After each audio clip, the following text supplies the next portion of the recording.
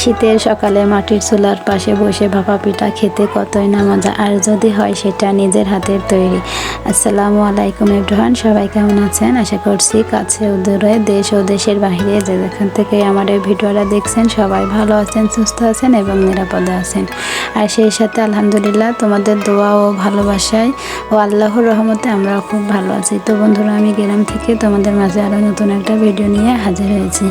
আশা করছি ভিডিওটা তোমাদের খুব ভালো লাগবে। ভিডিওটা শেষ পর্যন্ত দেখার অনুরোধ রইল। তো বন্ধুরা, আমি এখানে ভাপা পিঠা বানাবো। ভাপা পিঠা বানানোর জন্য চাউলটাকে ভালোভাবে ধুয়ে ভিজিয়ে রাখবো 1 ঘন্টা। ভিজিয়ে রাখার পরে চাউলটাকে ভালোভাবে ছেঁকে নিব। তো আমি এখানে ছেঁকে নিয়েছি ঝুড়িতে পানি ঝরানোর জন্য। পানিটা ঝরে গেলে সে পাটা নোড়ায় বেটে নিব। যেহেতু আমি নিজের হাতে সবটা করব, এটা আমি রাতে করেছি। রাতে বেটে নিয়ে চালটাকে বেটে সুজি করে নিয়েছি, সকালে পিঠা বানাবো। এটা রাতের ভিডিও। তো এখানে আমি চালটাকে ভালোভাবে বেটে সুজি করে নেব।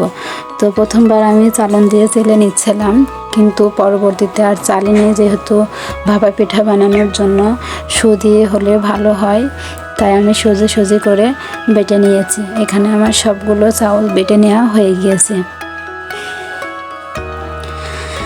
তো বেটে আমি ফ্রিজে রেখে দিয়েছিলাম। এটা সকালে ফ্রিজ থেকে বের করে নিয়েছি। আর এখানে চিনি দিয়ে পিঠা বানাবো, ভাপা পিঠা। আর এখানে নিয়েছি লবণ। তো লবণ, চিনি আর সুজিকে নিয়ে আমি চুলায় চলে যাব রান্নাঘরে। এগুলোকে নিয়ে বানানোর জন্য নিয়ে যাব। তো বন্ধুরা, এটা আমার প্রথম শীতে ভাপা পিঠা বানানো, আমার জীবনের প্রথম বলতে পারেন। এটা আমি নিজের হাতে সব কিছু করে বানাইনি। তো এটা আমার প্রথমবার পিঠা তৈরি, ভাপা পিঠা। এর আগে অনেকগুলো পিঠাই বানিয়েছি, তো আস্তে আস্তে সেগুলো তোমাদের সাথে শেয়ার করব। আর যেহেতু এটা নিজের হাতে প্রথমবার তৈরি করছি, তাই সেটা তোমাদের সাথে খুবই আনন্দ ও উৎসাহের সাথে শেয়ার করছি। তো আমি এখানে আমার রান্নাঘরে চলে এসেছি। এখানে লবণ দিয়ে ভালোভাবে মাখিয়ে নিচ্ছি সুজিটাকে। আর অল্প অল্প পানি নিয়ে মাখাচ্ছি। এমনভাবে মাখাবো যেন মুঠ বাঁধলে ঝরে না যায়। আর এখানে আমি চুলায় পানি বসিয়ে দিয়েছি। পানিটাকে ফুটলে, ভাপ উঠলে তখন পিঠা বানাতে শুরু করব। যেহেতু আমার 2 চুলা, তো ওই চুলার আগুন জালটা চলে যাবে, তাই আমি ওই চুলায় ভাত বসিয়ে দিয়েছি। আমি প্রেসার কুকারে রান্না করি। প্রেসার কুকারে রান্না করলে কম খরচে হয়ে যায়। সবসময় সাশ্রয়ী করার চেষ্টা করি। আর হাঁড়িতেও রান্না করি। তো এখানে আমার মাখানো হয়ে গিয়েছে। এবার আমি ছোট্ট একটা সাড়া নিয়ে আটা দিয়ে মাঝে মাঝে চিনি দিয়ে দেবো, মাঝখানে দিয়ে বসিয়ে দেব। একটা নেটের সাহায্যে বসিয়ে দেব। তো বন্ধুরা, ভিডিওর এ পর্যন্ত এসে তোমরা যারা এখনো একটা লাইক দিতে ভুলে গেছো, অবশ্যই একটা লাইক করে দিও।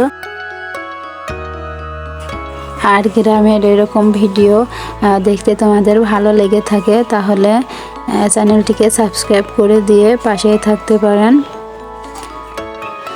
তো এখানে আমার প্রথম পিঠাটা হয়ে গিয়েছে, আমি এটাকে তুলে নিচ্ছি। তারপরে আবারও একটা বসিয়ে দিচ্ছি। তো প্রথম পিঠাটা আমার একটু সিদ্ধ হতে কম হয়েছিল, তা পরবর্তীতে ঠিক হয়ে গিয়েছে। প্রথম পিঠাটা এমন হয়েছে। তো গ্রামে যখন ছোট ছিলাম, তখন আমার আম্মু যখন পিঠা বানাতো, মাটির চুলার পাশে বসে সকালে বসে খেতাম, অনেক মজা আর গল্প করতাম। সেগুলোর কথা মনে পড়লে অনেক ভালো লাগে, আনন্দ লাগে, অনেক মিস করি ছোটোবেলার স্মৃতিগুলো। তো বন্ধুরা, ভিডিওটি ভালো লাগলে ছোট্ট একটা কমেন্ট করবেন। তোমাদের একটা লাইক কমেন্ট আমার অন্য আপু ভাইদের কাছে পৌঁছে দিতে সাহায্য করবে। তো আমি এভাবে একটা একটা করে দিয়ে সবগুলা পিঠাই তৈরি করে নিচ্ছি, বানিয়ে নিচ্ছি।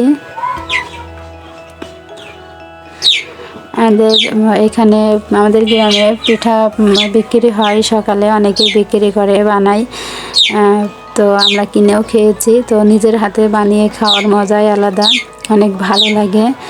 আর নিজের হাতে কোনো জিনিস তৈরি করলে, নতুন নতুন রেসিপি, অনেক ভালো লাগে। নিজেরও একটা আনন্দ, একটা উৎসাহিত হয়। আর তার সাথে তোমরা যদি ছোট্ট একটা কমেন্ট করে ভালোবাসা দিয়ে যাও, তাহলে তো আর কোনো কথাই না, ভিডিও বানানোর উৎসাহটা বেড়ে যায়। অনেক কষ্ট করে ভিডিও বানাই। বাচ্চা আছে, বাচ্চা সামলিয়ে কাজকর্ম করে ভিডিও এডিট করা, সব মিলে অনেক কষ্ট করে ভিডিও করে। তো বন্ধুরা, এখানে আমি সবগুলা পিঠা এক এক করে বানিয়ে নিচ্ছি।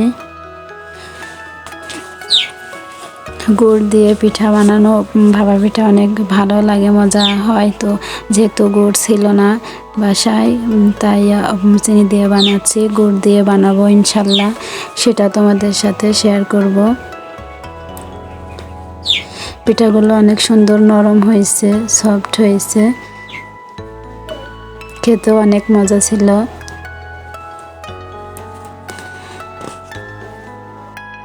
শীতের সকালে মাটির চুলার পাশে বসে ভাপা পিঠা খাওয়ার মজা অনেক। তোমরা যারা খেয়েছো অবশ্যই সেটা জানো। শীতের দিনে এগুলো অনেক মিস করি।